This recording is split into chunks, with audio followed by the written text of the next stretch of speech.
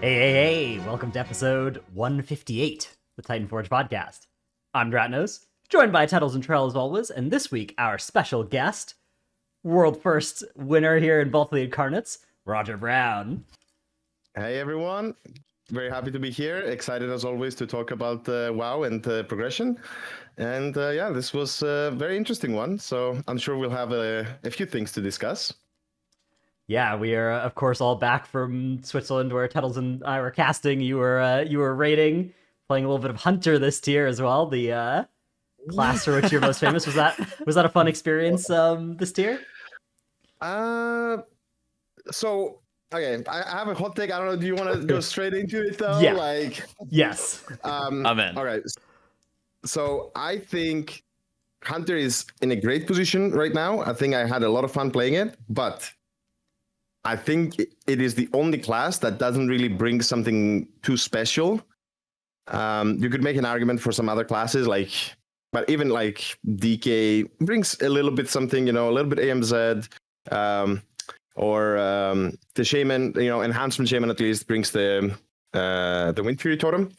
But Hunter, I mean, you tell me, what does a Hunter bring that is so special?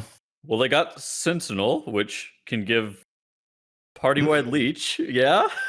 Yeah, I mean, make that party a raid leech, and then we got something there. I mean, I've thought about it a little bit ever since coming back, and I think either Sentinel needs a bit of a buff, or I think maybe just turn the AoE sprint, that is basically a PvP talent right now, turn that into a PvE thing, and then you got something solid, right? Or do both. I mean, I'm okay with both.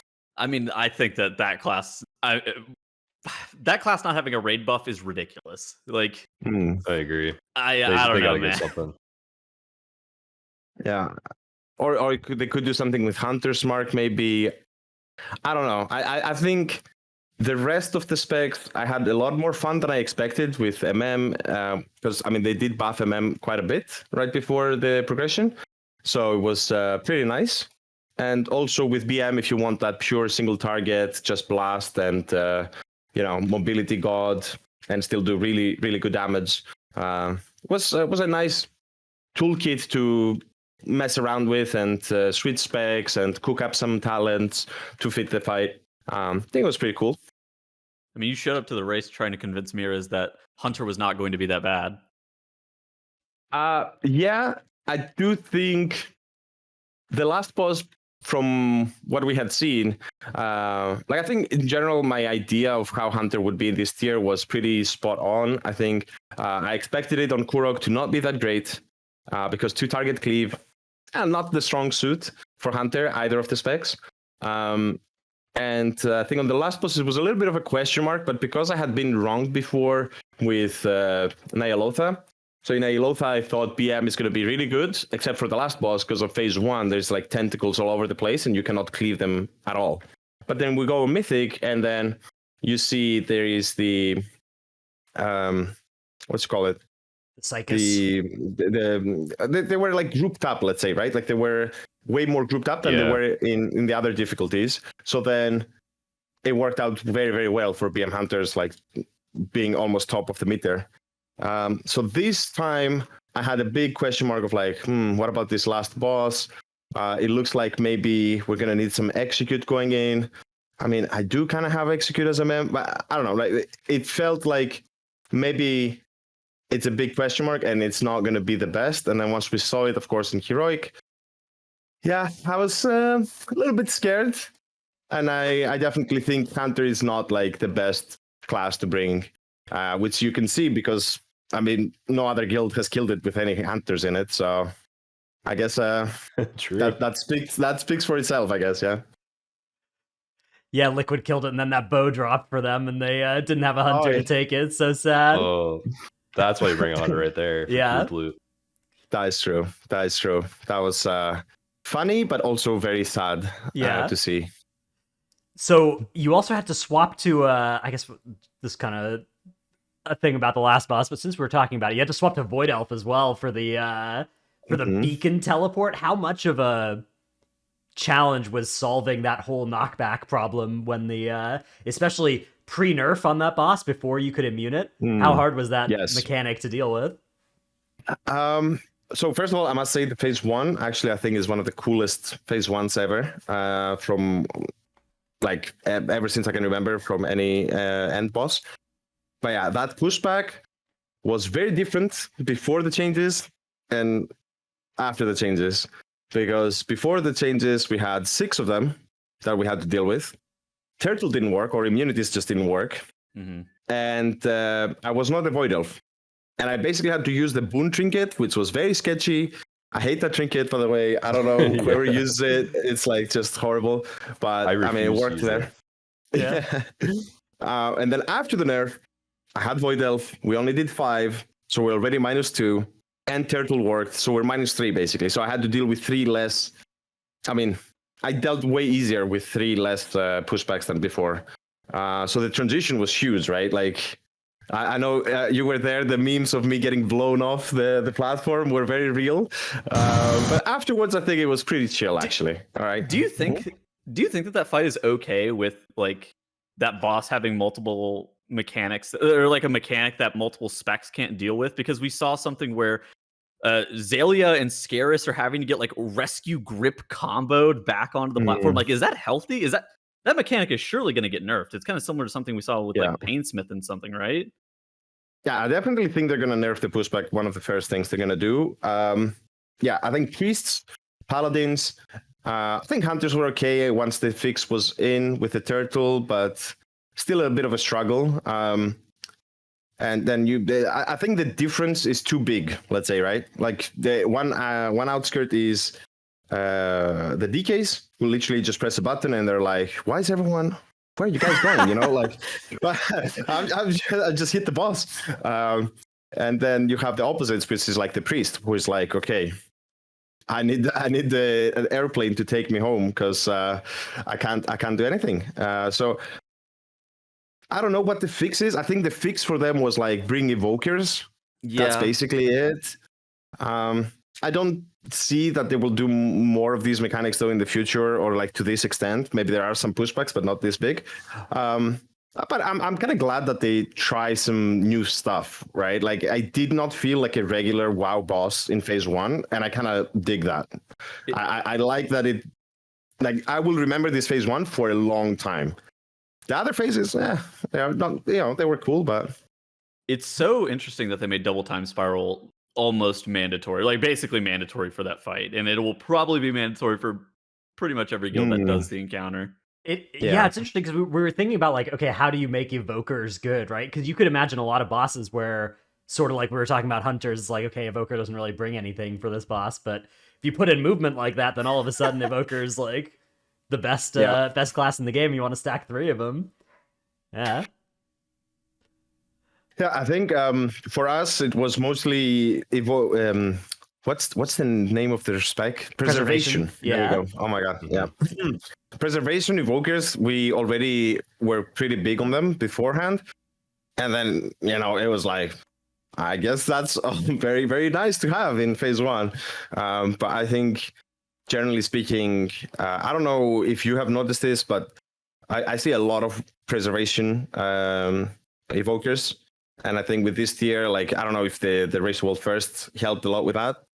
I think it's big on the rise. I think a lot of people are going to start playing it, and you're going to see a lot of them. I think they're pretty good in dungeons as well. They have Bloodlust, which is pretty huge. So yeah, I'm happy that at least the new class is seeing some good usage of their toolkit. It was to an extreme, but I'm okay with it personally. Yeah. What did you think about actually having every single class represented on Raszageth? You guys literally played every single class on Raszageth. Was that interesting? With obviously part of that's due to raid buffs, but it's something that we hadn't seen in a while, where every single class had at least some level of representation. Yeah, I mean, you could have removed the green class easily, I would say, from there. But I think overall balance, because they did like some balanced mid-mythic progression, or mid-progression. I guess there's no mythic progression, like it's all one thing now. and it brought that little 3% here, 3% there. I think the balance was pretty good this time around, and that's why this happened. Plus, keep in mind, like the whole group loot system in the background, I think it had an effect to make sure that you can't class stack as much as you did in the past, because there's going to be loot that just drops that no one else wants. So it's much easier to have a bit of a variety than it was before. So I think it's good for the game though. But yeah, like the raid buffs, I mean, either go all in on them or remove some, I don't know, or do some overlaps at least. I'm not sure. It's a big discussion, but yeah, pretty cool that we had all the classes in. Do you think you would have dropped another class besides Monk as well if there weren't raid buffs on that fight? So I think from our standpoint, probably like I was the obvious person to be removed if need be, or if we needed something else. I think after that, it would probably have been either a druid, which would be kind of painful because, you know, roars and innervates are pretty cool, but True. There is some diminishing returns, or perhaps the warrior was not popping off as much as we expected. Keep in mind, though, that it's very hard to say in that fight. It's not a typical fight. You need a balanced group throughout the phases. So if you mix up the balance, it may throw other things off, and then suddenly you have people that were blasting a single target. Now they have to pick more AoE talents, and then their damage on the boss gets lowered. So it was a good mix-up, I think, overall.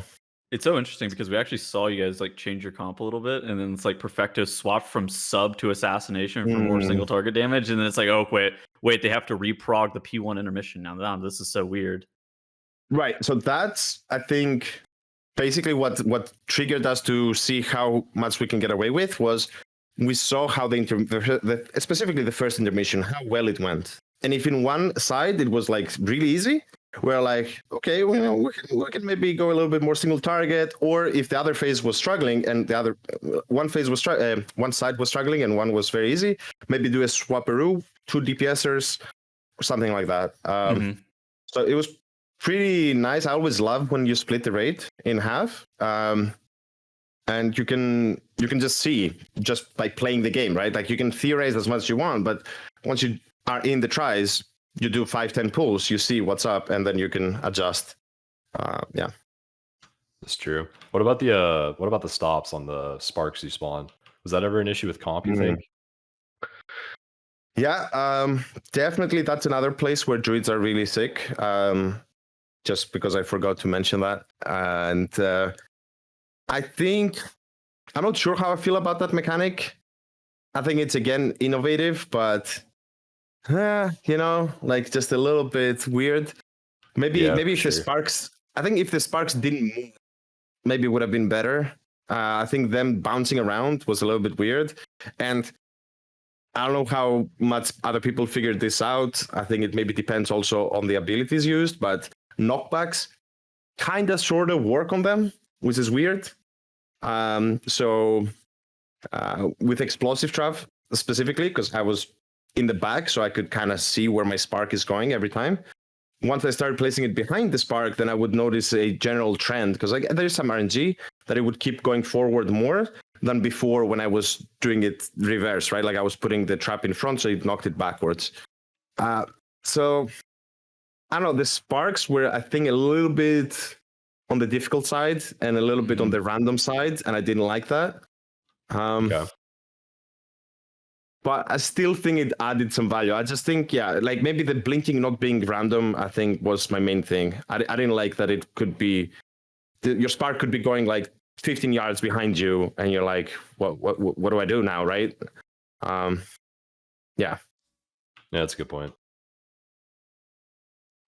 All right, let's talk a little bit about the thing that they changed this tier. One of the big things, I guess several things changed, but one of them was the all 3 difficulties coming out at the same time, which sort of related to this. You had a tweet that came out in the middle of the race that said, It is alarming that it took us 3 days of splits/Mythic Plus to gear up and only 2 days to reach the last boss. Hope in the future Race World First is more about Mythic Prog and less about gearing. Not good for players or viewers. How much do you think this was because of group loot or all 3 difficulties releasing at once or unavoidable? Obviously, there's always splits in Race the World First, but maybe not quite 3 days of them. I guess tier could also be considered. Yeah, tier sets also. Yeah. Yeah, first of all, let me say thank you to everyone who commented on this tweet. Everyone was very polite and agreed nicely. Oh my god, it was a shit show. Yeah, no kidding. That's one down there. Now we're not gonna change the game just for you. Whatever. Yeah, I think to me, to be honest, it was more a like when I did this, it just felt weird in the moment. That was on the 5th day. Maybe I just felt like the bosses were a little bit too easy, maybe. But it's like this inevitability, right? Like it's just always better to just gear up as much as possible. And if you've done that, then the bosses will be dying a lot quicker as well. At least the first bosses. And Broodkeeper, I think, should have been a little bit harder. Like just objectively, I think it died a little bit too quickly. And yeah, like suddenly you're on the last boss and you're like, hold on a second. What just happened, right? Like I was just in splits, and now we're on the last boss already. The contributing factors, it's hard to say. It could be the tuning, like I said. I think Broodkeeper could have been a bit harder. But I think also, again, like I'm not suggesting any changes that will mess up the general public. But from my standpoint, okay, it's my opinion. It's my opinion, guys. Okay, like don't. I'm not speaking for the whole community. I would love for us, the Race World First players, if gearing was not such a huge part, and specifically the splits. If there is any system, any gearing system in the universe that could be implemented that just destroys splits, so there's no point to make 8 hunters or 9 warlocks or 7 druids or whatever people did from like just crazy, and you don't gain like a significant advantage, I'm all down for that. I don't know what they would do, but I think that is the biggest issue, is the splits, because you asked me, that was the original question. I don't see a world where, of course, they can make the bosses harder, prolong progress, so we don't have this, or have like more of a steeper curve towards the end. Not just the last boss, but yeah, I just hope we don't get stuck in splits for 3 days. It's it would have been a bit less if we had the heroic week before, but it still would have been probably a day in Mythic progress. And I don't think I would necessarily be like, oh, let's go back to heroic week first, Mythic after. I don't think that's the main issue. Is basically what I'm trying to say. I think it's the splits. No matter what you do, if splits are really good for us, we will do a lot of them. And we don't like it. And yeah, it is what it is. I mean, the past 2 patches now, in Sepulchre and in Vault of the Incarnates, we've seen more and more character copies. In previous Race World First, you'd have like people with like a range of alts and stuff like that they can flex to. But now it seems like we're seeing more and more character copies and just like larger rosters. Is that the evolution of gearing and like the Race World First is like character copies only and having this one main? Yeah, I think with tier especially being added in, it just increases the fear factor of not having 4-piece. And then essentially, okay, I mean, tier bonuses were not as big this time around as they were in Sepulchre, but they were still pretty big. So if you have any chance to increase those odds, I mean, you'll take it, right? Like you don't want to be stuck there with 2-piece or 3-piece and you're like, well, I guess I don't raid this week, which happened to a few people last year. It happened this year as well. It sucks. So I think that's why a lot of copies are being made. On top of that, I will say, yes, I think that is the evolution, especially on the first tier of an expansion. Because you don't need to farm anything before that, right? Like now, if we want to prepare the same amount of characters for next time, that means we need to gear all those guys up. Yeah. That is a lot of raiding. Until the next race. But when it's a new expansion, you need to level them up. And we thought you just level them up and do M0s. We were super wrong on that, by the way. Like, we were stuck killing rares and using weak auras to track what we need to do with its character because we just got lost. Oh my god, there was so much stuff to do. I like to shout out multi-boxing. Multi-boxing, which is allowed. It is allowed, chat. Okay. Yeah, you have to tap between yourself, right? Yeah. You just cannot use any software that, like IS Boxer back then or whatever. But you can multi-box. I still get my messages like, "Ooh, I reported you." I'm like, "Good for you, bro." Please don't report me. Yeah, no, but you get my point, right? Like, when it's a new expansion, it's easier. And we actually did a similar last time. We did 6 characters, most of us, but a couple ambitious people did 9. The first tier in Shadowlands, Castle. And then we had the Maw, of course, to battle against. So that took a lot of time. God. But I don't think doing like 9 characters, which was kind of the norm for us, is sustainable in the middle of an expansion. But at the start of one, just blast 2 weeks and that's it. You can AFK the previous 6 or 8 months. So, yeah. And you see as well, like, more and more guilds do that, right? Like, if I'm not mistaken, back at the start of Shadowlands, Liquid were like vocally against it. The whole premise of doing many of the same class characters per person. But I think, they had to do it as well. It's just too big, especially with the tiers, like I said, introduction. Yeah. Another thing with prep, I have a question about is like Raszageth and not testing Raszageth. How have you felt about like them not testing bosses? Because we saw Lords of Dread, Raglan Jailer not tested. Now we've seen Raszageth not tested. Both fairly light on bugs, kind of chill. I love it. Please don't test any boss. Just release it. It's fine. There's going to be bugs. Amen. I don't want that. I don't want to do PTR. I mean, I want to play maybe the class and stuff, right? But I think no one wants to do raid testing. If it was up to me, remove the dungeon journal. Just let us go in and do what we do, right? It's more exciting. There is mystery. There's like I said, there's excitement, right? Like, you get to a new boss, you're like, what does this boss do? Let's see, let's pull.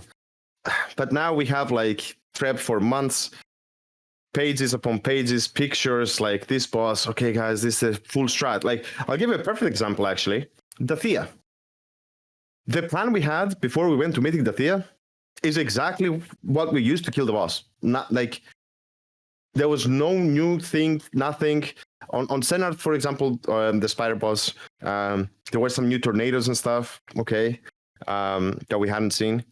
But on Dathea, it literally went exactly like we planned. And yeah, it was a hard boss, so we still wiped a bunch, but yeah. Please, I mean, maybe someone disagrees, but from my standpoint, no testing is great. I agree. I think a good example of that was when y'all got to Jailer last raid tier, and Miraz walks up to pull Jailer on Mythic, and he just gets one shot without landing a kick smash before he smashed him. That was a great clip. Yeah, I mean, to be fair, I mean, maybe we'll get to that later, but I obviously think that the tuning needs to be a little bit more on point moving forward. I think the last boss was I can't. I mean, I would have to go back to like Kill Jaden times or something to find something comparable, in my opinion. It didn't need many nerfs, but it needed big nerfs, and I think that is a big problem. That means that you were way off. Yeah, yeah. I mean, it was a hard boss, and they were way off on it, and we've already seen Chinese guilds rack up 500 plus wipes on it. Like, yeah. It is not a boss where it is unlikely to see 500 wipes on. So, yeah, the story of Raszageth, for those who weren't following along, they nerfed the P1 intermission by 50%. And that phase was still not easy. That phase was still moderately hard. It was complete. You guys split 19-1 to try and do one of the sides, and you failed with 19 on one side before they nerfed it. Yeah. Which... Holy, I didn't know that. Yeah. So that was a big nerf. They nerfed the shield in P2 by 50% as well. Now, to be fair, that mechanic now is at a spot where it's pretty easy, right? Like it probably only needed it didn't necessarily need that full size nerf. Although the problem is that if you nerf Agreed. it by less, then you needed to do more damage to the boss. Like you'd have to take damage Exactly. off the boss. So that You have to would save have created a problem. cooldowns, yeah. Yeah. Mm-hmm. But that part aside, like the shield mechanic itself now the 50% nerf was probably bigger than it, needed.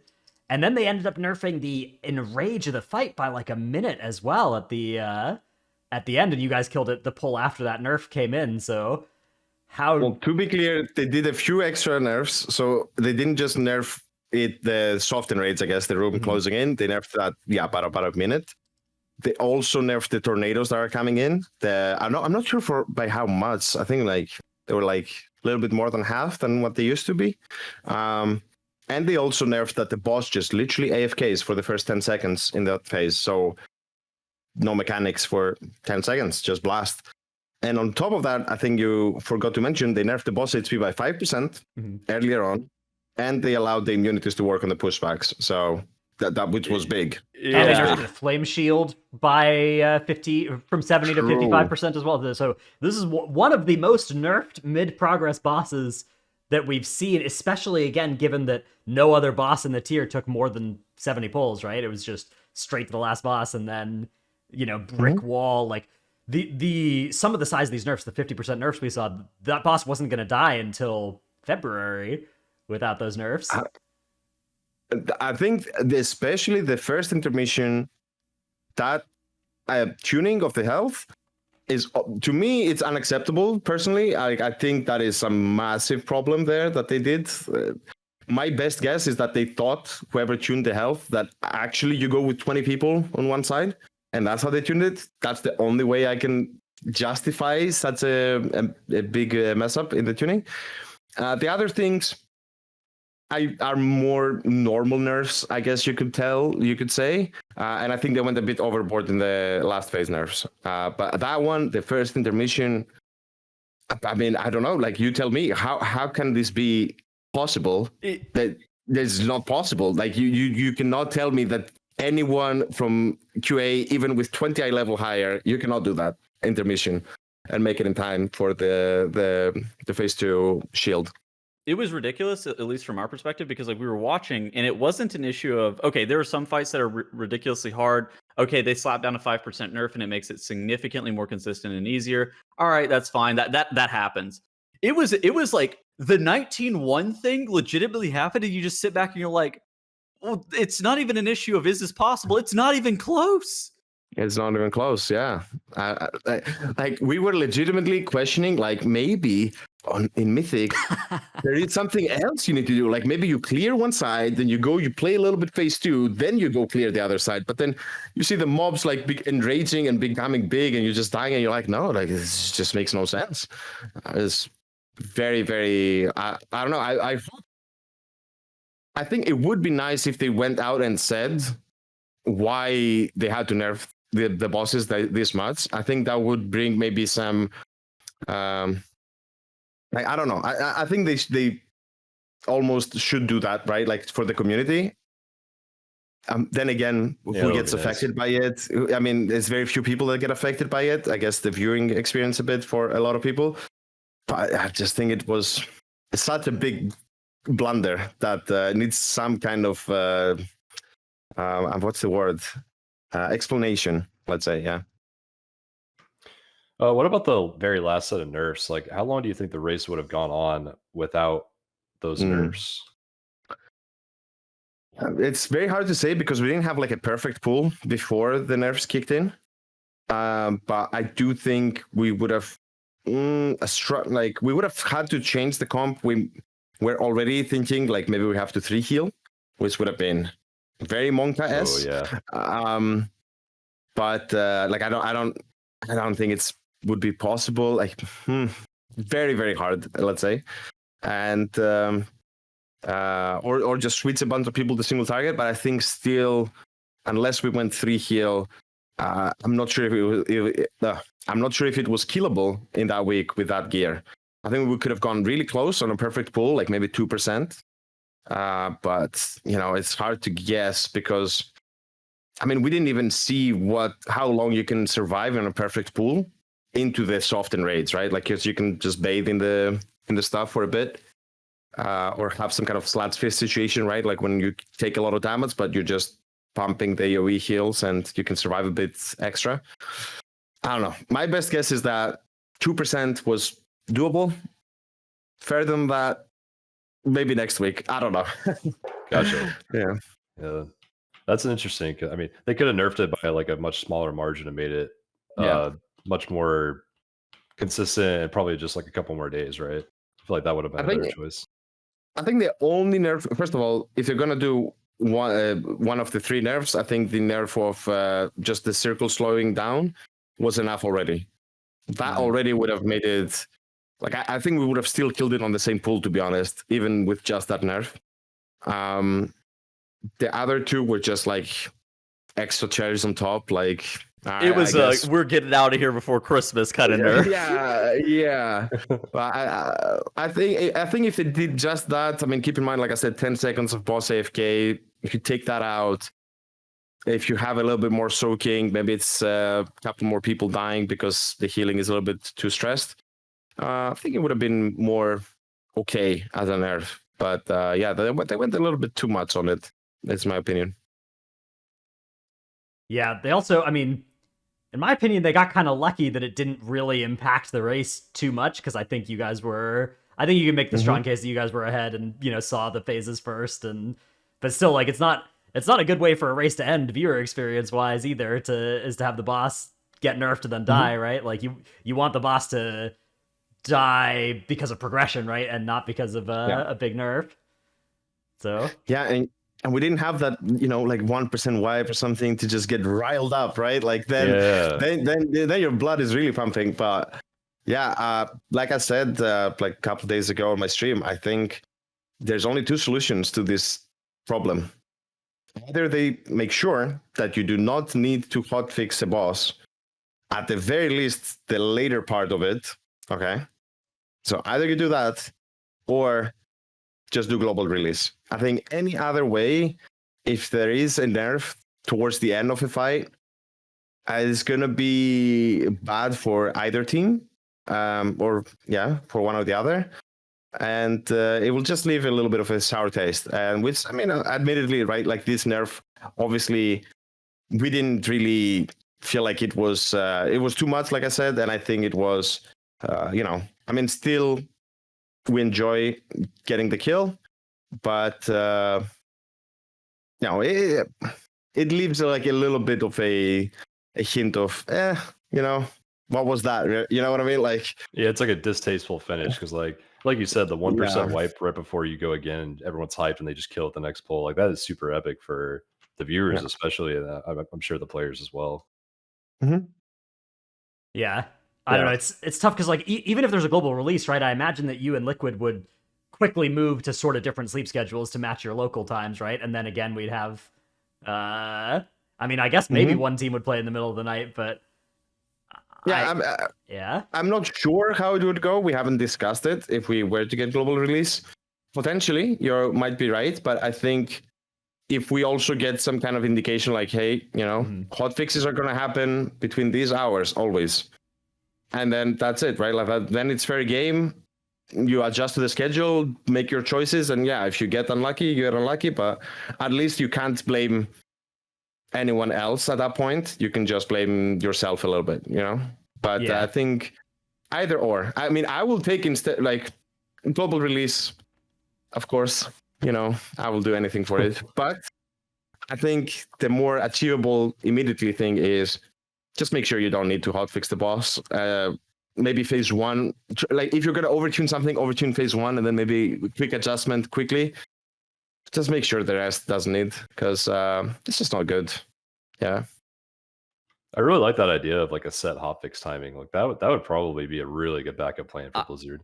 I 100% agree that the set hotfix timing, at least you have some idea of when stuff is going to happen, as opposed to like there were multiple hotfixes that happened to you guys where you guys are walking out of the venue right as they hotfix the boss. Like 30 minutes later or something like that, they hotfix a boss.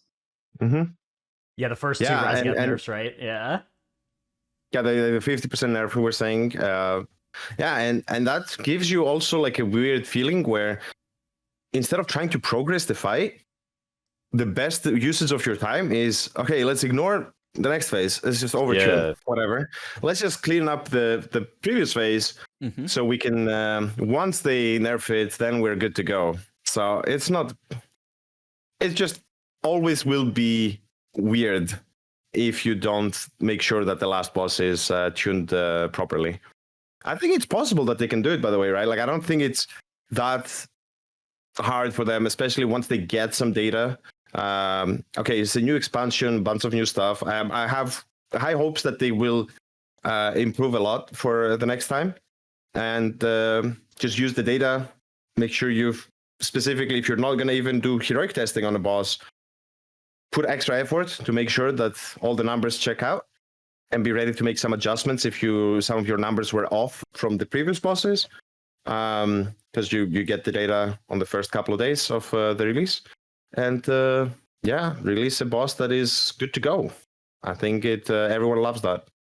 Okay, so I think we talked about Raszageth for a while. Let's talk about the rest of the raid. So we have Primal Council and Aranog. Those are both one-shots for you guys. What did you end up thinking about those fights? Anything notable or special about them?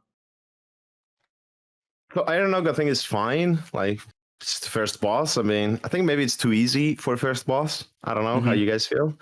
I'm used to some bosses where you can actually die a little bit. This boss, I don't know how you die, I guess. Yeah. Like a notable examples would be Tomb of Sargeras, the first boss, with where you had to soak like the ball that broke the pillars.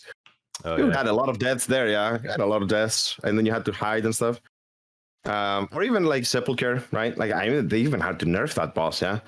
But yeah, you get aggro from the ads, or you step outside and you're not hiding the protective shield, you're dead.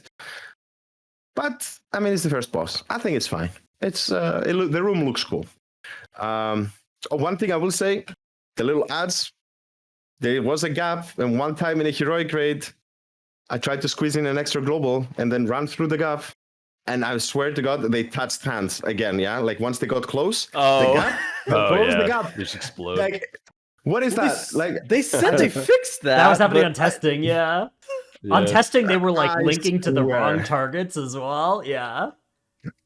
There was something finicky about that death, yeah. And I get memed, and then I see the VOD, and I'm like, there's nothing. It's air. How do I die? Whatever. So Primal Council, though, I think that boss was a bit of a disaster. Like, in terms of development wise, it's like a non-boss almost, right? Like, it just feels, why make 4 bosses, create all this intricate system? I mean, in testing, they did a bunch of other stuff as well. They dumbed it down, because it was too hard.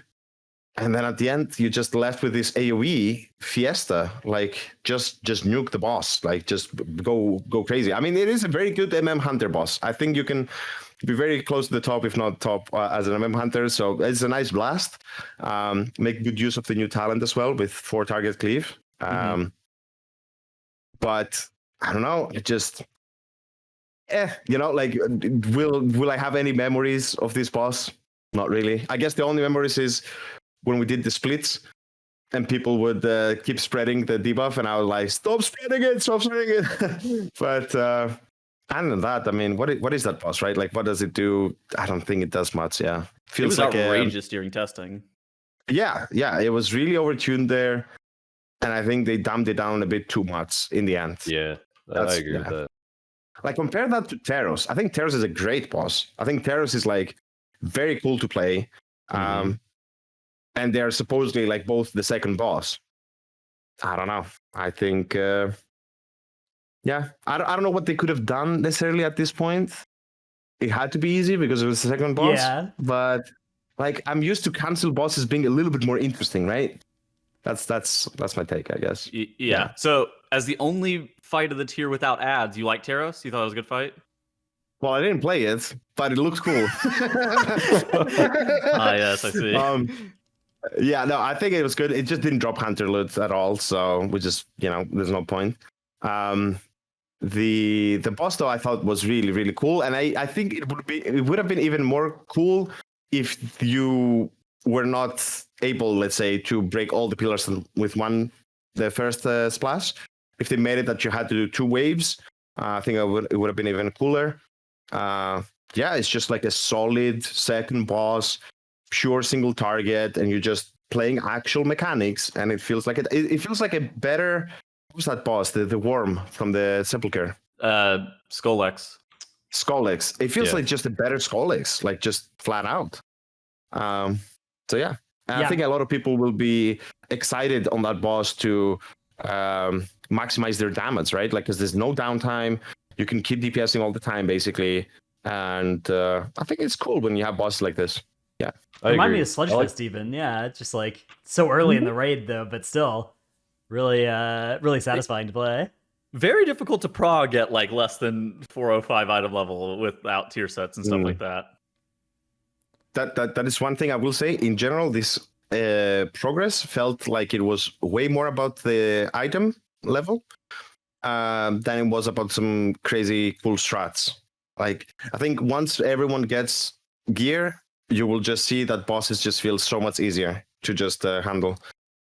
I mean, that's basically it. Both Tuttles and I's guilds killed Kurog yesterday, and it was like after both of us just got a huge item level influx from the weekly reset, and it was just way too easy after a reset, to be honest. Yeah. I mean, do you think it's? I don't even know if it's possible to balance bosses with expectations that people could potentially go in there at 385 item level, but people could also potentially progress it at 415 4 weeks later or whatever. Yeah. I think it's. I think it worked out okay. Yeah. To be fair, we were not 385. I mean, that was we did juice up quite a lot in the heroics. That was our eye level actually before the release of the raids, because all those rares. Oh my god, those plate helms! I still see them in my sleep. But I see what you mean. Right? I think it's a good approach though if they do not want to nerf the bosses a lot. I think the mechanics are not too complicated.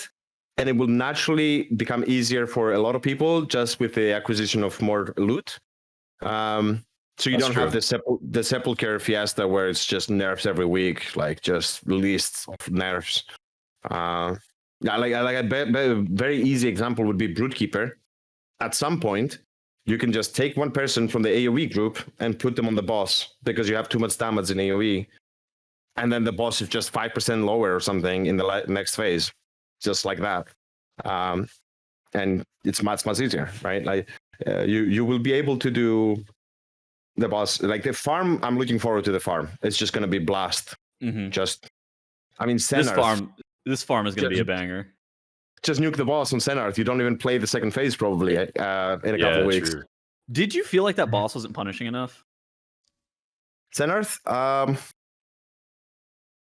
I think they realized at some point from testing, this boss is not doing anything, and then they just like, let's throw some tornadoes in there just for the heck of it. You know, like the boss didn't really do much. Maybe I'm dumb, but I feel like it's so weird that you don't get insta killed if you're gripped while not in the web. Like the grip is pretty weak. Yeah. Yeah, the grip is so weak. Yeah, that was surprising. Because like you just run against the pole, right? Yeah. To be fair, they made this slippery slope, like the ice. They made it suddenly, like in testing, it was like, yeah, whatever. This is fine. In testing, it felt like you actually had ice skates on, and you were like just slaloming across the ice, and everything felt cool. And then on live, it felt like you went there barefoot, and you were like, how do I move? Like, what is going on there? Like, what the hell? So it was a lot harder to move. That was nice from them. That made it a little bit harder. And going up the stairs was a little bit challenging at times. But once you figured it out, a little bit gateway here. I don't think if they made it that you had to get webbed, I think a lot of people would have disliked the boss. But I see your point. It was a bit too easy. As a BM hunter, I told them if I fall off in phase 1, I will pay 10 million or something. What did I say? 1 million to the guild bank. And I didn't fall. So I didn't have to pay that. But it was a little bit too easy, right? Like if you just run to the edge of the platform and you just walk against it, you just don't fall. Like that's it. You don't need to do anything. Any future for ice mechanics, do you think? I would like to let them keep innovating new stuff. I think the ice and the pushback, for example, those were cool things. I think they should go back to it at some point, but maybe not the next race, not the next year right after. I think it was cool, and they seem to have figured it out that it actually feels like you're walking on ice and not like it's just ground with a little bit of momentum. Like before that, it was just you had momentum basically. Mhm. Yeah. Which normally you don't have in WoW. But now it was like, whoa, I can't even walk. What's going on? Yeah. All right, so that's I guess most of the bosses. Any thoughts on I guess Kurog as well? Did you like that boss? Also a boss I didn't play. Okay. But I think like a little bit similar to Primal Council. I mean, that boss was just like, I feel like they put so much effort into the boss. Yeah. And it just fell flat. Yeah. It's like, our initial plan was to do fire for first phase and never move out of there. This is what we ended up doing. On the last phase, our plan was to go to the ice and never move from there. That's what we ended up doing. The only thing we had a little bit miscalculated, I guess, or we didn't even try it, I guess, but was that we planned in the phase 2 to go first on lightning side for a little bit and then go to the earth, because we thought the earth healing would have been almost impossible to do with a bunch of stacks, which was barely possible, to be fair. Like if you were, you were casting it, you saw like the HPs were like yo-yoing crazily at the end. So that was the only thing. I don't know. I think adding the add in Mythic, I think it was a bad mistake from them.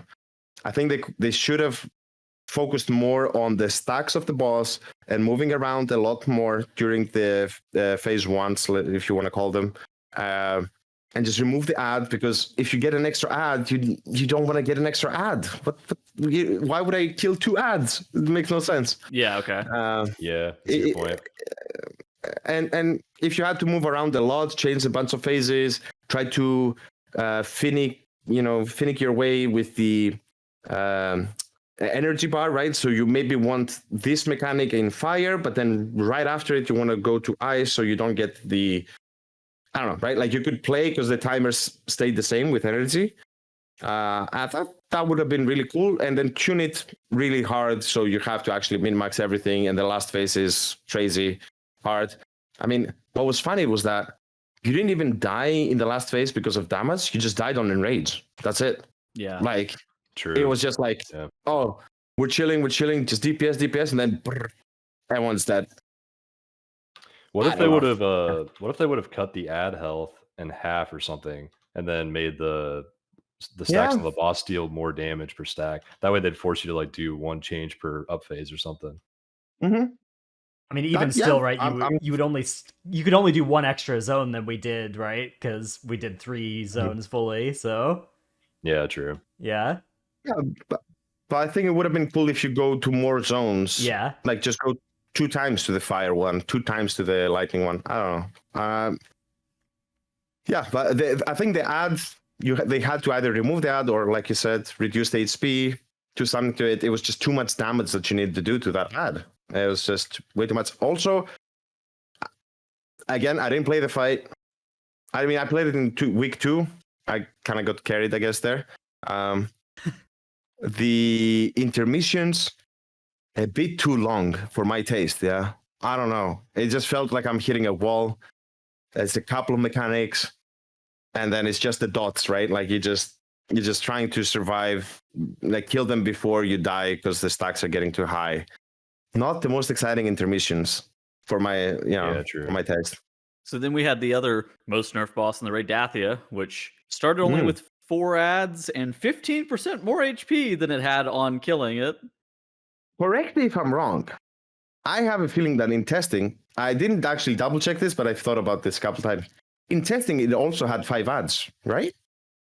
I think so. Yeah. Oh God, I don't remember from testing. I don't remember. It sounds right. I'm pretty sure that it had 5 ads from the Mythic testing. So it was very confusing that they didn't have them almost like someone forgot to put an ad there. Like, I don't know what happened. Yeah, I think Dathea is an okay boss. It was okay, in my opinion. Obviously, the nerf was humongous. Again, That was a I don't massive know. nerf. Just a massive, just like you couldn't kill this boss, this expansion probably. Like, yeah, we're just gonna cut your health by 30. Oh, how much percent was it? Like 20%? 15. 15. Yeah. I hadn't seen a 15% HP nerf on something in such a long time.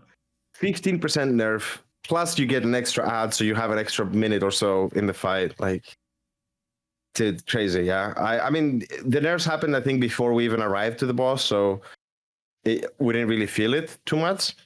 But I mean, the boss itself, I think it's an interesting boss, right? I think maybe the only thing I didn't like as much is the upstairs, the ads. There was some weird stuff where you would kick the ad, but then it wouldn't move because you had to like taunt it or something, right? Like I'm not even sure still to this day why I would kick an ad immediately and then it wouldn't move. I don't get that. I don't know. You just have to use like taunt shout, right? Like the interrupting shout with the taunt attached to it. But it's like, why? I don't know. I kicked the mob. It should come to me, right? Like, I agree. Yeah. It was just like the upstairs it felt a little bit. All you had to do basically is figure out how you can actually get all of those ads together. But the ads were also randomly spawning, I think. It wasn't like set positions.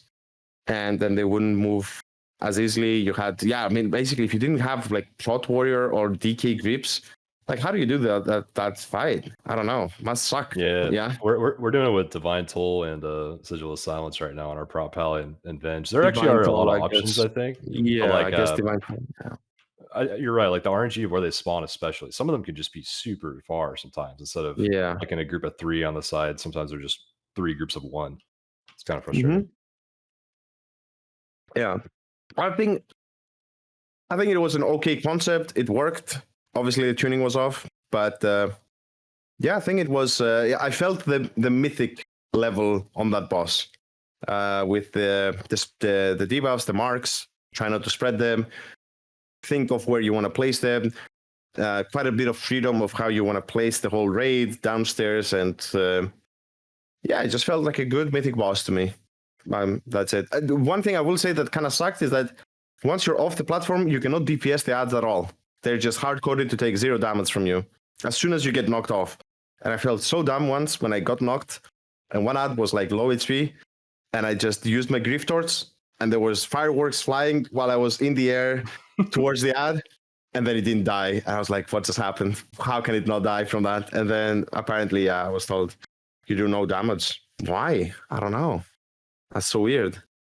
Well, because there were a couple of spots you could hit them while you were still down, right? If you had long enough range. Maybe they're trying to prevent some kind of during testing, Moonkins could hit them from the main platform, and I'm pretty sure they were like, "This is not happening anymore." Gotcha. Yeah, I can see that, but maybe there were better ways to a little grace period as you're getting knocked off.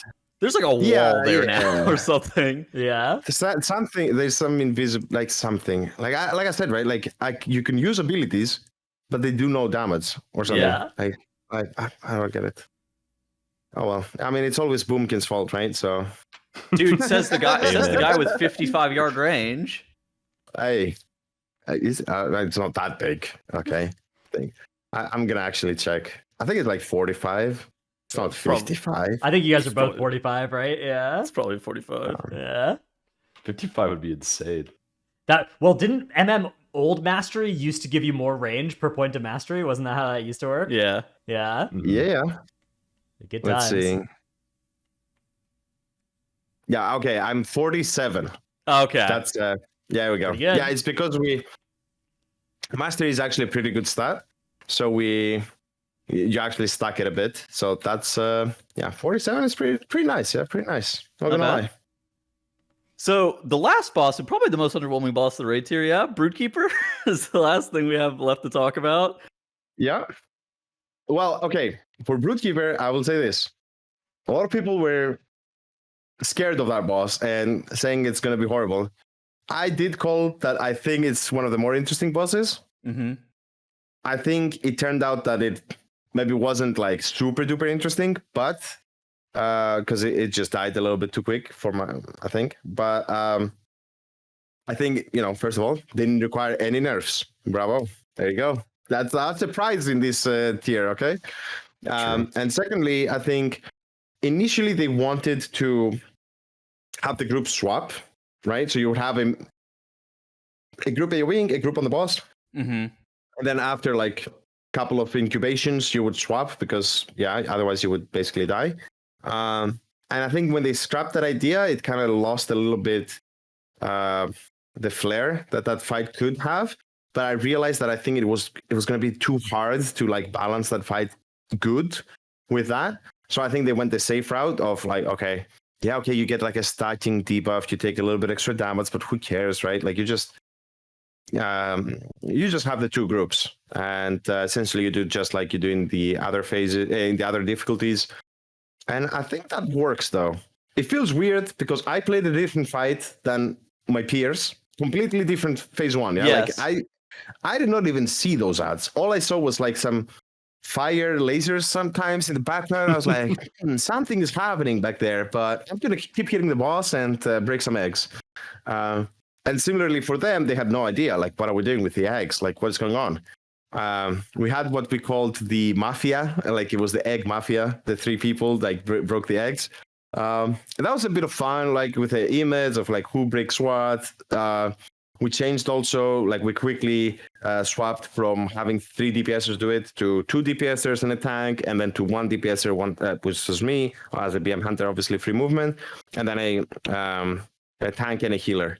And just try to min-max everything you can in phase 1. Felt really cool. I think phase 2 was a little bit too long, is my opinion. Like it felt like we were in that phase for like we had played already like a minute or two, and I see the boss is still 30% or something. I'm like, what is going on? Like, are we ever gonna kill this boss? But yeah, I mean, apart from that, I think it was a cool boss. I also figured out something there with the lightnings that I think was pretty nifty. But I mean, this is I don't know the if you want to go into memory that. thing. The whole memory. We have a thing. tweet that you can we have a tweet that you can pull up as well, Dratnos. This was but the basic idea was like the last few that you did of the phase wouldn't get remembered for Stormfishers, right? Yeah. So it wasn't like just the last times you clicked, but it was if you made enough lines and long lines and all of that, the boss would not remember it would remember up to a certain point. There you go. So that's and because we were breaking the eggs in the center as the last eggs, which by the way, that was like randomly how we decided to do our route. But I noticed that, hey, sometimes there's not that much lightning, but sometimes there is, like what's going on. And after some investigation, it turns out that the boss can only remember, let's say 200 lightning spots. So as long as you make sure to have enough lightning spots before you get to the middle to break those eggs, you're home free for the second phase, and it was really cool. Yeah, that's some really great stuff. We actually, I think that with the moment I realized that, I also, what was funny is we had our paladin, Scaris. He was the third person, right? So normally, if we needed to break only 2 eggs, it would be me and Now breaking them, and Scaris was the extra person for the third egg. But there was a time where we broke 2 eggs, but we made 3 lines, and it was a little bit weird, but that basically ensured that we have a free space in the last phase. So that was pretty cool. I really wish to talk maybe to the developer at some point who made that boss, if that was intentional or not. I don't know. No way. There's no way that's way. intentional. Like, They what? probably just set like a limit at that? 200, and they were like, okay, that's probably fine. Yeah, but why? Like someone would have to go and input that, like, oh, there's a limit to this 200. Enter. Like, why would they do that? I don't know if it was that like thought out whenever they were and I bet whenever they were testing it, they were just using the minimum amount of like people to break the eggs, and so whenever it didn't come up during testing that there wasn't a noticeable amount of less lightning in the middle of their room. Yeah, so that lightning. Sorry, just one thing. That lightning actually, for the viewers that did not do PTR and whatnot, went through a lot of different phases, let's say, right? So in testing, it used to be that the lightning, first of all, instantly zapped you. So you had to like almost pre-move, like you would use the extraction button and you had to leg it. Otherwise you were getting zapped. And as soon as you broke an egg, the lightning would just go away. Okay. They changed that. And they also added afterwards the aftershock effect, right? Like that the boss remembers and it keeps doing them. So I don't know, maybe it's because of those changes that they didn't realize that it's, they thought, oh, people will just do a little line, break that egg, then the lightning goes away. I don't know. I would really like to talk to the developer. I mean, I hear there's a BlizzCon next year, so maybe have a bless. Let's go. Please. So it would be great to talk about this boss if I get the chance. But yeah, I really enjoyed progging Broodkeeper. I think it's probably the most complete boss of this tier. Yeah, thumbs up. Yeah. All right. Well, there's all of our bosses. Anybody have anything else we missed that we don't want to talk about? Roger, anything from the race that you wanted to talk about that we didn't get to so far?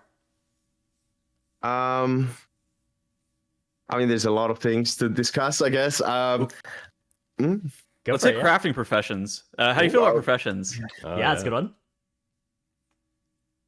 So I will hit you up with the quote I got from Scribe when we had an officer meeting. And he told me when I was like, okay, guys, like, how can, let's figure this out and stuff. It's like, Scribe told me, Roger, you don't understand. I don't think there's a single human on planet Earth that understands how this crafting system works. It's just layers upon layers upon layers. It's like, what is going on? And the second funny story I would say is that while we were progging Mythic Prog, Jaswait was doing his own progression. He was progging to get us cauldrons for the last boss.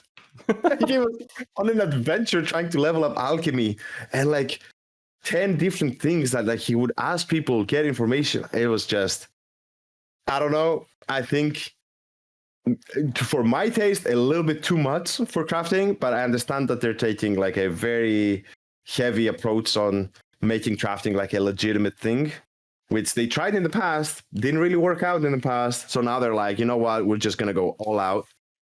I'm curious to see what do you think also for the next tiers, right? Like obviously the first tier, you don't have any gear. It's going to feel also very mandatory that you get a bunch of stuff. Then, are they going to make new enchants or new ranks of the same enchants or the gear? I'm assuming the eye level of the gear, or obviously you can upgrade it with the upgrade items. That will be new ones coming up. But I don't think that they should have had embellishments this patch. I think that embellishments should have stayed for next patch because there's so much shit going on right now with the crafting system. Yeah, like embellishments would have made sense for after everybody kind of gets antiquated with it. Agreed. It was a lot of info all at once, and I honestly like some of the professions. I swear are more in depth than some of the class trees, talent trees. Like there's just so much to go down and learn on all those. Wait, I just saw Flex in the chat, and I just remembered. Actually, something that we hadn't. Just back real quick to the Broodkeeper. Then we're back to professions. We actually had a crazy strat prepared. I mean, crazy. Okay, crazy. For Broodkeeper, where we would have people jump on the egg, either with disengage or with whatever, right? Like a couple of classes can jump up, like DHs and whatnot. And then if you spawned the stuff on top of the eggs and then you clicked it, the lightning would go under you, so you wouldn't take any damage and you would only leave one spot and it would break the egg. And when we saw that the boss will remember the lightnings, I was like, okay, let's do this thing. Like, let's jump on the egg. And then we just have one lightning on the ground. And then we go there and it just doesn't work at all, by the way. Like, just don't even try it. Like, you just die. That's and it's funny. Horrible. But that was... and the second thing on Broodkeeper, actually, which Flex has a clip of, is the volcano we created. We probably crashed the PTR servers back then. Have you seen it? No. No, you haven't seen it? Okay, 1 second. I will... Okay, yeah. That's an MBI. You That's some need to MDI see this snapping clip. thing right there. There you Okay, go. There hold you on, go. I found it. Flex. I have the streamable. What is Okay, this? Yeah. I see it. I have it. Yeah, let me Okay. let me pull it up. So this is the fire debuff that if you get hit by the fire, you got another stack and you spawn more fire. So, were you guys the reason that we were lagging during PTR testing by chance? Hey, this was the last try. This was the last try. We went a little bit ham on it, and I mean, It just look keeps at this. going. It just keeps like the funny That's part was that amazing. at the start, like this is already us doing it like for a minute or something, right? Like at the start, it would do a little bit, but then because everyone got an extra stack from everyone else, like it just multiplied exponentially, and like you just have this volcano, and then the game does nothing for like 30 seconds, and then another one until we all got the seed, and it was a good one though. There you go. So yeah, Broodkeeper highlight of the tier, both on PTR and on live servers. Professions though, back to it. Sorry, there's a small parenthesis. On professions, I will say this: the people that went ham on professions, they need to chill out a little bit with the pricing. Okay, they need to chill out a little bit. I have heard and I have seen ridiculous prices. I understand you went through a lot of hardship to get these recipes. I have no idea actually how you got them. I don't know how you did it. It's some wizardry. But dear God. Okay, and I don't like the meme, right? Like when they're like, oh, you just press a button. Why do you want to so much? And it's like, yeah, okay. The painter also took many years, like the analogy, to learn how to paint. Doesn't matter that it takes him half an hour to paint. It's the experience. But it's a little bit too much still. Or like, have you tried? I don't know if you've fallen victim of this crazy market that we live in. But yeah. 200,000 gold yeah. necklaces are popping. Not anymore, right? That was like a first week thing, right? Yeah, that was a first week thing, but Yeah. you need to recraft it multiple times at Yeah. 200,000 gold to recraft. And I'm like, well, what are you gonna do? Say no? So my guild's on like a smaller population server, and we had to import a player from another server that had the recipe for the lariat, and we all paid him basically 150k per guildie to get our necks made. So he just Wow. like popped servers and made tens of millions of gold. I'm not I don't know how to feel about this. Yeah, from one side, I'm like, I mean, they deserve it. Yeah, crafters, they've been doing nothing basically for so many years. The only way you could make gold in this game was basically manipulating the auction house or boosting or whatever. So now you can also craft, but dear God, that is. Bro, they crafted those legendary shells for us last expansion that we spent 100,000 gold per on. True. Maybe these crafters are getting off too easy, man. Maybe we need to rise up against them. Oh my God. At least you don't have to buy BOEs this tier. Yeah. Okay. Yeah. If you want to talk about the BOEs, I think the change was very, very good that they did. Basically, no mythic BOEs were tradable, or they basically dropped like normal loot in the raid. So I think that was really cool. I still think it's a little bit.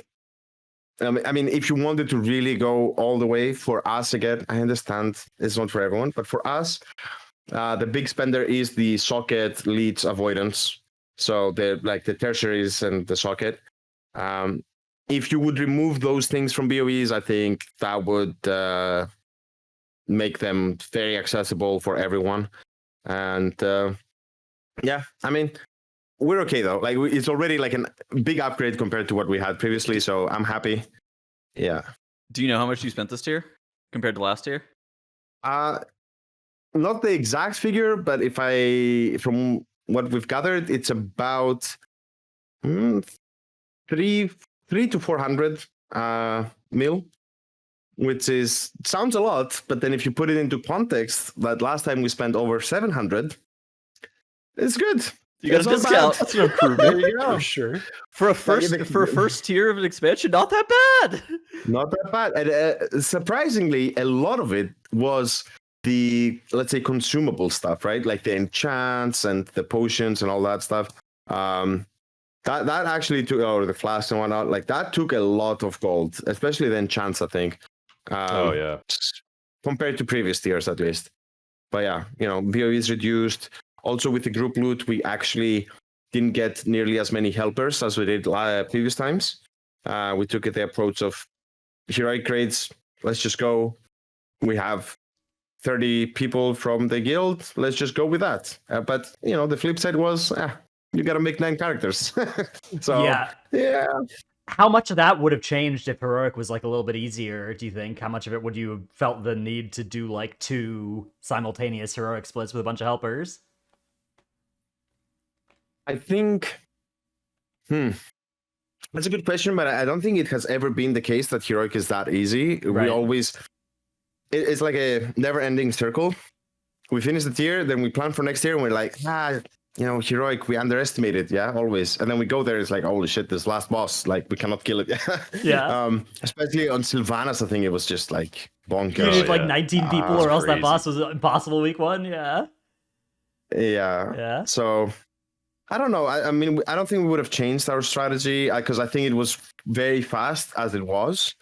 I think maybe one thing we were considering was maybe do half and half, right? So you can maybe like do the first few easy bosses early on with a dual core, as we call it. But I don't know. I don't think it's good, right? Like the speed you have when you don't have to invite anyone. You just log in, you go 30 guildies, just slam bosses, go, go, go. You can do skips with the trials and just no one is AFK randomly. No one is a summon. No one died and is lost in the dungeon. I mean, sometimes some people were lost. Let's be real here. But Happens. overall, I mean, it's a bit of a maze. Yeah, like I don't know. But overall, it felt a lot better as well for us players to just go and just slam bosses without having to deal with the group finder, basically. So I don't know. I mean, we'll see how it goes next time, but I'm generally pretty happy how we did the raids. And I think it felt better than it did in the previous tiers. Overall length of the raid, were you pretty happy with that? Things you'd like to see change? Any major things on those topics? I said for me, my ideal would be up to 10 days, and it died on the 10th day, right? If I'm not mistaken. So 10th day for Europe, yeah. For Europe, yes. Okay, there you go. I think that's good. I think that's okay. I think as long as we don't approach the second reset, so like if it goes more than 12 days, I think it's too much. I think if it goes less than 5 days, it's too little. My ideal is around the 10-day mark, so I think it was good. I agree with it's that. like almost ideal, I would say, right? Like for us, yeah. That way you dodge the like awkward overlap of the reset for NA and EU. Yeah, I like that. Mm-hmm. Yeah, that's the reason. I mean, yeah, you said it. Did you enjoy waking up at 5 a.m. on the second Wednesday after having been up at 2 a.m. 2 nights before? Yeah, no, it was great. I mean, I tweeted about that as well. It was great. Like I was walking, there was no one on the streets. There was some cleaning crews from the previous night or something. Like, you know what I mean? Yeah. I was like, man, what is going on? Like, what are we doing here? Are we like robbing a bank? But I think it was not as bad as we thought it would be. But I think if the race kept going, maybe the whole sleeping schedule getting shifted a lot and stuff, and maybe not getting the maximum amount of sleep that we should, would have kind of kicked us in the ass at some point. But I think the rush of like, it still felt good to just get the content earlier, even if it meant waking up at 4 a.m. But I think like in terms of, how can I put it? Like a objective benefit to the race, I think it was like almost zero, I would say. Like it didn't really impact anything. And I think we'll need to be a little bit more careful next time to not have to shift the schedule so much. I think the latest we woke up and rated was like 11, and the earliest was 5, right? So that's a huge gap, 6 hours. But there were some issues in the first couple of days that had us pushing forward.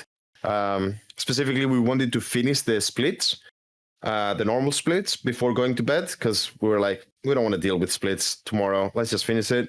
But that meant we pushed a little bit late, and then we had to shift quite a bit later on. I think if we stayed on the 8 a.m., maybe 9 a.m. latest start on the days, and then just one day you start early, that's okay. I don't mind that. Oh, and also one thing I will say is that it is nice, even though some people might have trouble sleeping on the Tuesday night. It felt a little bit nicer this time around that on Tuesday, you're actually not hurting yourself by prodding the boss and just sleeping earlier and then waking up for the reset. Whereas in the past, Tuesdays were always a little bit weird where you're like, I mean, what do we do? It's like the afternoon, evening, like previous time in Sepulchre, we would do like some M plus and like we did a few pulls in the morning and then some M plus or something. And then we're like, yeah, just get some rest because there's no point, right? Like if we progress the boss, we're just giving info to Liquid at that point, and it doesn't really help us at all. This is the only boss that got killed off stream this tier was like Heroic Raszageth, right? Like nothing even got progged off stream from Mythic, from my memory. I feel like that's the first time that's happened too, where nothing is progged off stream. Yeah, it's good. I mean, I don't know what to say. I think progging off stream. Generally, I don't think we ever intend to do, right? It happened a little bit in the past. It happens. And I think it happens, but to a lesser extent, I would say, right? Like, I think there were even kills, like last expansion, I think Gasmatria, that happened off stream. So I think it is an improvement for the viewers that didn't happen this time. But like you said, let's say the boss would die on the 7th-8th day. I don't know, like what would we do on that Tuesday, right? Like if we see that the boss is about to die, if we are ahead, what do you do? I mean, it's like almost an impossible situation. Yeah, because it's in your best interest to not pull it on stream, but it's in your sponsor's best interest for you to pull it on stream. I mean, it's not just the sponsor, it's also like for us, it's best to pull the boss so we get better at it, right? True, but it's like, I don't know. It's Tuesdays are always going to be weird. Global release, only way to solve it. There you go. We're back, full circle. All right, I think full circle is a good way to describe it. I think that about sums up our show for the week. So thank you very much for coming on the show, Rogerbrown. Really appreciate it. Of course, people can find you. Thank you. Just Rogerbrown on Twitch, is it? Or yes, I actually have the OG name on Twitch. So we did it. I was one of the first actually when they first made Twitch. I made the account very early on. It was back when owned 3D, you know, like just back when that existed. Shit. Yeah, that's when I made my account, so it's been there for a while. Yeah, this guy's got some of the most world firsts ever. Actually, build up a trophy case. True. Yeah. Awesome. Well, thank you very much. Thank you very much for inviting me. And again, it was a pleasure to be back and blasting the raids. The gap was not too big, but we started like dozing off a little bit with season 4, and I think we're kicking back strong with this tier. Super excited for the rest of the expansion, the roadmap. It looks like we're gonna get 4 raids this year, this expansion. So I think it's gonna be some great races coming up, and hope everyone enjoyed this one though. And thank you. Yeah, I had a ton of fun. It was good. It was good to watch.